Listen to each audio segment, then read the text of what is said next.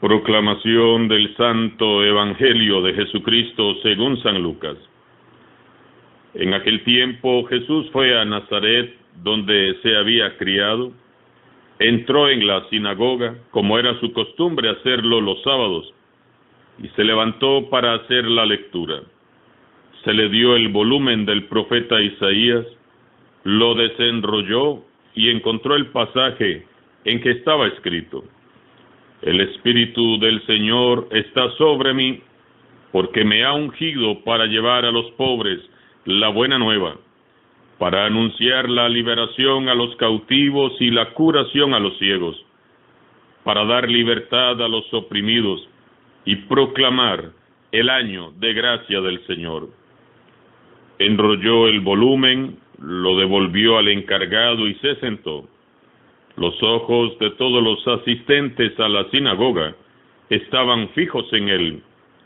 Entonces comenzó a hablar diciendo: Hoy mismo se ha cumplido este pasaje de la Escritura que ustedes acaban de oír.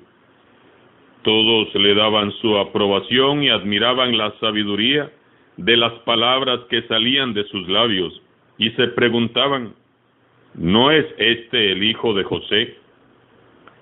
Jesús les dijo: seguramente me dirán aquel refrán: médico, cúrate a ti mismo, y haz aquí en tu propia tierra todos esos prodigios que hemos oído que has hecho en Cafarnaúm. Y añadió: yo les aseguro que nadie es profeta en su tierra.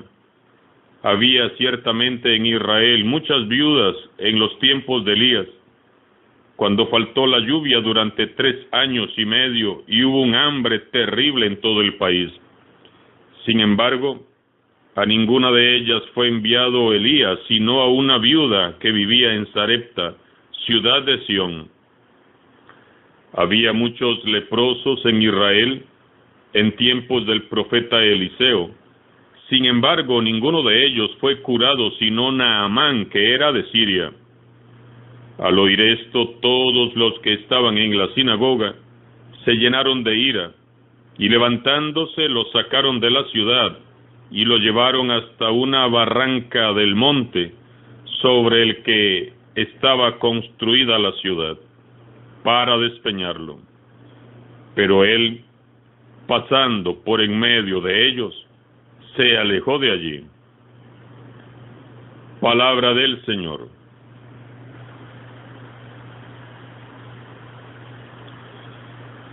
Hoy la Iglesia nos propone venerar y honrar la memoria de San Gregorio Magno.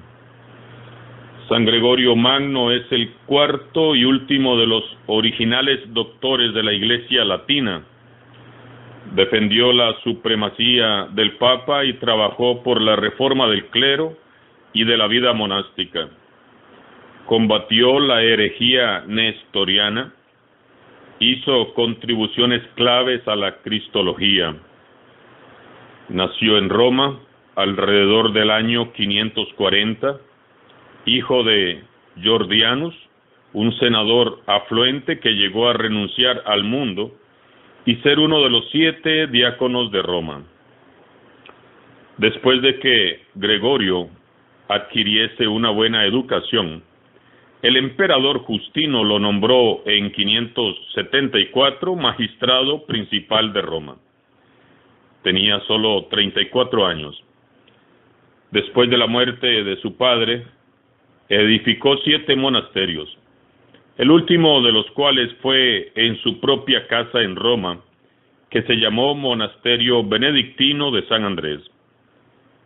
Él mismo tomó el hábito monástico en el año 575 a la edad de 35 años. Fue ordenado diácono y nombrado legado pontificio en Constantinopla. Después de la muerte de Pelagio, San Gregorio fue escogido unánimemente papa por los sacerdotes y el pueblo el día 3 de septiembre del año 590.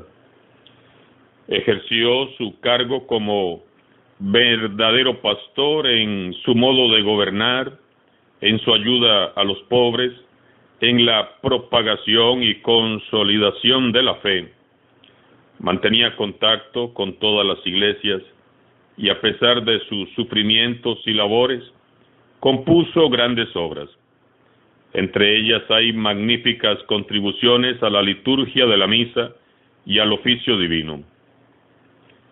Tiene escritas muchas obras sobre teología, moral y dogmática. Su extraordinario trabajo le valió el nombre de Magno, el Grande. Su celo era extender la fe por todo el mundo. Murió el 12 de marzo del año 604. Que este grande de la Iglesia interceda por todos nosotros, para que con gran celo apostólico nos entreguemos de lleno a la evangelización, con el mismo amor y pasión que lo hizo Jesús. Después de la lectura continua que hemos hecho de los evangelios de San Marcos y de San Mateo, abordamos a partir de hoy el evangelio según San Lucas, que estaremos meditando hasta finales de noviembre, si Dios nos lo permite, cuando entraremos en el tiempo tan hermoso del Adviento. Comenzamos con el cuarto capítulo porque en el Adviento y Navidad del año pasado ya meditamos los 3 primeros capítulos que nos narraban la anunciación, el nacimiento, la infancia de Jesús y su bautismo en el Jordán. En el pasaje de hoy, San Lucas nos narra cómo fue que Jesús volvió a Nazaret, el pueblito donde se había criado. Jesús vuelve del desierto, donde ha vencido al tentador, y de Galilea, donde ya ha iniciado su ministerio público y ha hecho sus primeras predicaciones y milagros. Repasemos la escena. Jesús entró el sábado a la sinagoga como era su costumbre. Qué bueno que San Lucas nos haya dejado este dato. Jesús acostumbraba ir los sábados al templo. Es tan hermoso contemplar a un Jesús así, tan humano. Me lo imagino saliendo de su casa el sábado, yendo por las calles, entrando a la sinagoga, saludando a los hermanos, colocándose en su sitio como uno más, tan humilde, tan sencillo, el Hijo de Dios, y allí mezclado entre la multitud de los fieles, cantando los salmos, escuchando el sermón del rabino, rezando con las fórmulas o preces habituales, y luego despidiéndose de todos para volver a su casa. Qué Jesús tan hermoso, tan Dios y tan humano. Este sábado del que nos habla San Lucas, a Jesús le encomendaron hacer una lectura y le presentaron el rollo, el libro del profeta Isaías en el capítulo 61. Y así Jesús proclamó de manera solemne el texto tan conocido por todos nosotros. El Espíritu del Señor está sobre mí, porque me ha ungido para llevar a los pobres la buena nueva, para anunciar la liberación a los cautivos y la curación a los ciegos, para dar libertad a los oprimidos y proclamar el año de gracia del Señor. Después de hacer la lectura, enrolló el libro y lo devolvió al encargado y se sentó. Y añade San Lucas, y los ojos de todos los asistentes estaban fijos en él. Qué presencia tan soberana debía tener el Señor Jesús, que atraía las miradas de todos. Entonces Jesús les dice: hoy mismo se ha cumplido este pasaje de la Escritura que ustedes acaban de escuchar. Los presentes estaban admirados por la sabiduría con que Jesús hablaba y se preguntaban entre sí: ¿no es este el hijo de José? Hoy mismo, les dice Jesús, hoy mismo, nos dice Jesús. La palabra hoy significa que las escrituras se cumplen también hoy, aquí y ahora, en este tiempo, nuestro tiempo. La salvación de Cristo Jesús no es un acontecimiento pasado y ya caduco u obsoleto que se perdió en el tiempo, jamás. Ni tampoco se trata de un acontecimiento futuro que tendremos que seguir esperando. No. La salvación de Jesús es un acontecimiento siempre actual. La palabra hoy significa que la palabra de Cristo, su evangelio, su mensaje sigue actuando con toda su eficacia en todos los hombres y mujeres que lo escuchan y se dejan iluminar por él. Su palabra viva y eficaz que actúa con poder en quienes la reciben con humildad. Es esa palabra. Hoy Jesús resucitado continúa caminando en medio de esta humanidad, predicando la buena noticia a los pobres de espíritu, a los sencillos de corazón, llamando a la conversión a los pecadores y a los marginados. Hoy Jesús sigue liberando a los cautivos que invocan su poder y su autoridad. Jesús hoy sigue devolviendo la vista a los corazones ciegos, abriendo los oídos de los sordos y haciendo hablar a los que antes estaban mudos. Hoy Jesús sigue siendo libertad y alegría para los oprimidos y olvidados. Jesús, aquí y ahora, tan vivo, tan real, tan Dios y Señor, como aquel sábado en la sinagoga. Me asusta pensar que a todos, incluso a mí siendo sacerdote, nos puede pasar lo de aquellas personas que estaban con él. Lo tenían enfrente, tenían los ojos fijos en él y no lo vieron. Vino a los suyos y los suyos no le creyeron. Lo vieron y lo oyeron, pero no le creyeron. Se cerraron a su gracia y se negaron a la novedad de Dios. Primero lo admiraron, pero luego lo repudiaron. Jesús desilusionó a los nazarenos cuando leyó la profecía de Isaías, porque destacó toda la parte del anuncio de la liberación de los pobres y cautivos, la sanación de los enfermos, pero omitió la parte que hablaba de la venganza del Señor contra los opresores del pueblo judío. Ellos no podían creer que uno de ellos, el hijo de José, viniera a anunciarles una liberación, a hacerles una propuesta que no contemplaba la destrucción del imperio romano. Porque ellos esperaban un Mesías furioso, vengador y violento. No esperaban un Mesías príncipe de la paz, manso y humilde de corazón. Entonces, llenos de furia, lo sacaron de la ciudad e intentaron despeñarlo por un barranco. Pero Jesús, dice San Lucas, se abrió paso entre ellos y se fue de aquel lugar.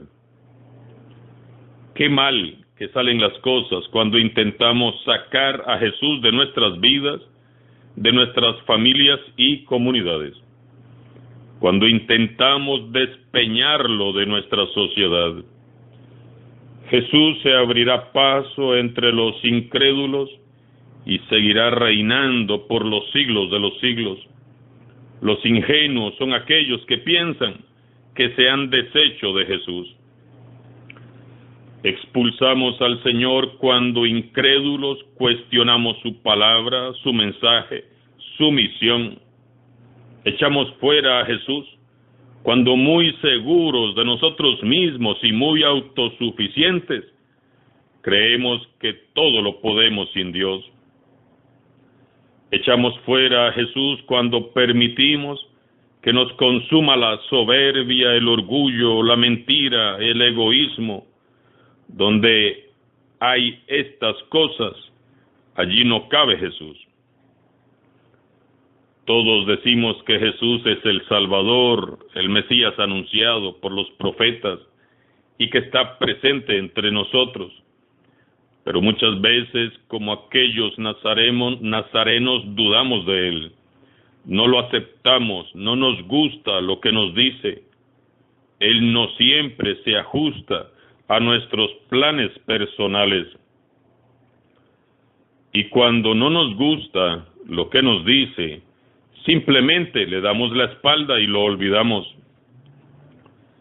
Nos falta fe. Así que, cuidado, hermanos, no sea que, como aquellos nazarenos, terminemos por incrédulos, queriendo despeñar a Jesús de nuestras vidas. No hagamos que Jesús se vaya. Es necesario que tomemos hoy conciencia de que hemos sido muy bendecidos al ser por gracia de Dios constituidos como cristianos. Cristo es una palabra griega que significa ungido de Dios. Nosotros, por gracia divina, hemos sido también ungidos por Dios, es decir, hemos sido cristificados, empapados por el Espíritu de Jesús en el bautismo.